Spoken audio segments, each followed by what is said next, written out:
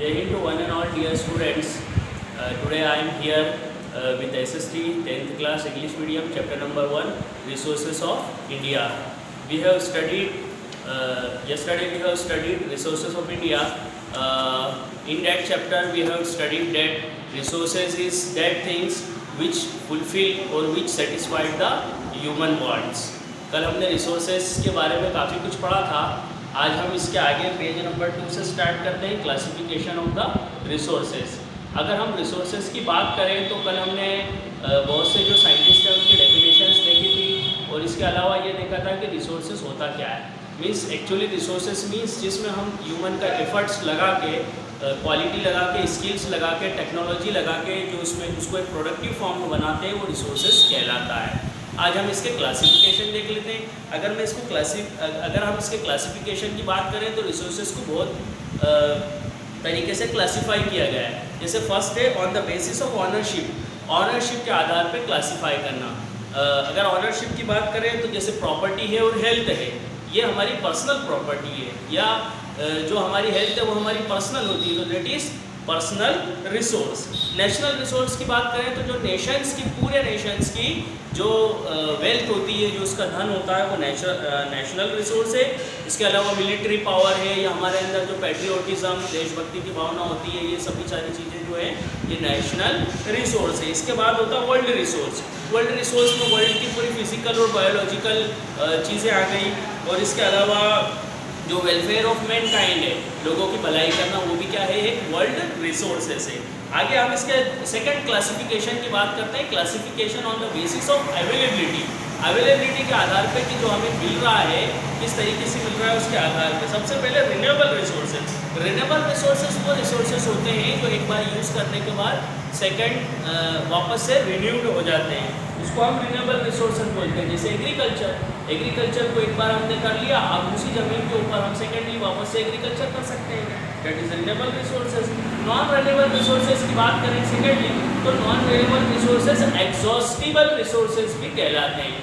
Exhaustible मतलब ये खत्म हो जाते हैं. जैसे कि petrol, diesel, kerosene, natural gas, ये सब नॉन रिन्यूएबल रिसोर्सेज है. और ये नॉन रिन्यूएबल रिसोर्सेज एक बार यूज़ करने के बाद दोबारा यूज़ में नहीं आते हैं. जैसे पेट्रोल का आपने यूज़ कर लिया अपनी गाड़ी के अंदर, अब सेकेंडली वो यूज़ में नहीं आएगा. जो आपने डलवाया वो खत्म हो गया, अब आपको वापस से पेट्रोल पंप जाना पड़ेगा, फिर से बाय करना पड़ेगा. इसके बाद रिसाइकेबल रिसोर्सेज की अगर हम बात करें तो रिसाइकेबल रिसोर्सेज वो सारे रिसोर्सेज होते हैं जिसको हम फिर से रिसाइकल्ड कर सकते हैं. Means there is a kind of recycled process unit where these recycled resources are recycled.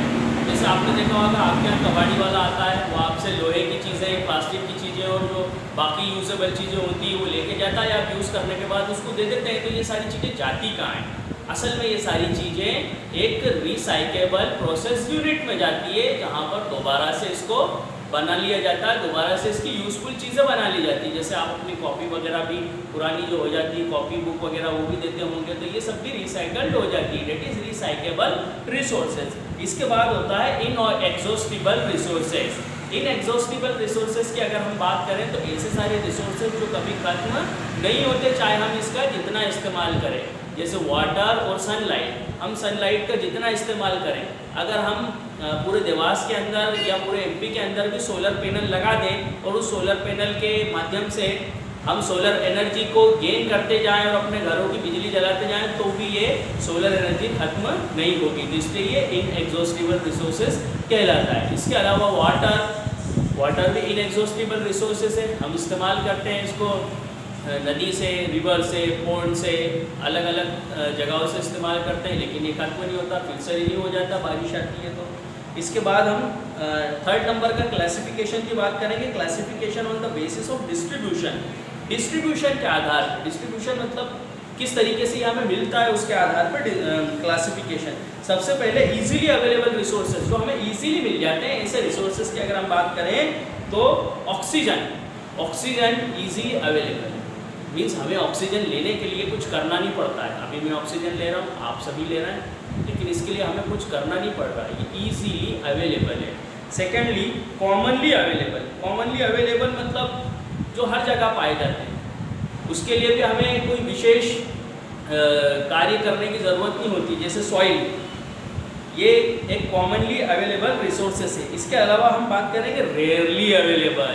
Rarely available मतलब ये हर जगह नहीं मिलते, इसके लिए हमें एफर्ट्स लगाना पड़ता है या इन्हें हमें पृथ्वी पे ढूंढना पड़ता है कि कहाँ पर ये मिलेंगे। तो ये है कोल, गोल्ड, यूरेनियम। अब कोल, जाहिर सी बात है सॉइल जैसे मिल गई हमें वैसे कोल नहीं मिलता, कोल को ढूंढना पड़ेगा, ये एक विशेष जगह पे विशेष इलाके में ही हमें मिलेगा। गोल्ड, गोल्ड भी हर जगह नहीं मिलेगा, गोल्ड को भी हमें ढूंढना होगा, ये एक विशेष जगह पे विशेष इलाके में मिलेगा। इसी तरीके से यूरेनियम, ये भी हर जगह नहीं मिलता। आगे हम बात करते हैं सिंगल रिसोर्सेज। सिंगल रिसोर्सेज की अगर मैं बात करूं तो resources which are available at one और two places in the world. Commercial cryolite metal which is found only in the Greenland in the natural form. Single resources की बात करूं तो ये दुनिया में एक या दो ही जगह मिलता है, ऐसे रिसोर्सेज कहलाते हैं सिंगल रिसोर्सेज, बाकी कहीं नहीं मिलता है। जैसे for example cryolite, cryolite metal होता है, ये केवल ग्रीनलैंड के अंदर पाया जाता है, बाकी और कहीं नहीं पाया जाते हैं। आगे हम बात करेंगे classification on the basis of uses. Uses के आधार पे क्लासिफिकेशन, यूजेस मतलब के इस्तेमाल करने के आधार पे। सबसे पहले है अनयूज्ड रिसोर्सेज।